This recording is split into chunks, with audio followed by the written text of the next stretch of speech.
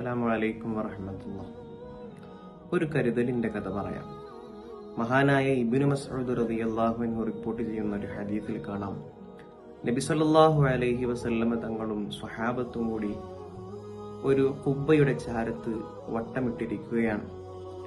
ആ സമയത്ത് മുത്തുനബി തങ്ങൾ ചോദിക്കുന്നുണ്ട്, സ്വഹാബ, സ്വർഗത്തിന്റെ 1/4 നിങ്ങളാകാൻ നിങ്ങൾ ഇഷ്ടപ്പെടുന്നുണ്ടോ, നിങ്ങൾ തൃപ്തിപ്പെടുന്നുണ്ടോ?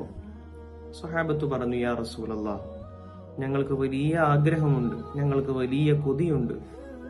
എന്നാൽ സ്വഹാബത്തിന്റെ മനസ്സിൽ വലിയ ആകുലതയാണ്.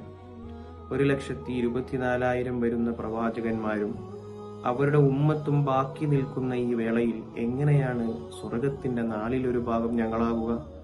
വീണ്ടും മുത്തുനബി തങ്ങൾ ചോദിക്കുന്നുണ്ട്, സ്വർഗത്തിന്റെ 1/3 നിങ്ങൾ വലിയ താല്പര്യപ്പെടുന്നുണ്ടോ, നിങ്ങൾക്കതിന് ആഗ്രഹമുണ്ടോ എന്ന് ചോദിക്കുമ്പോൾ വീണ്ടും സ്വഹാബത്ത് പറഞ്ഞു, നഅം യാ റസൂലല്ലാഹ്, ഞങ്ങൾക്ക് വലിയ കൊതിയുണ്ട്, ഞങ്ങൾക്ക് വലിയ ആഗ്രഹമുണ്ട്.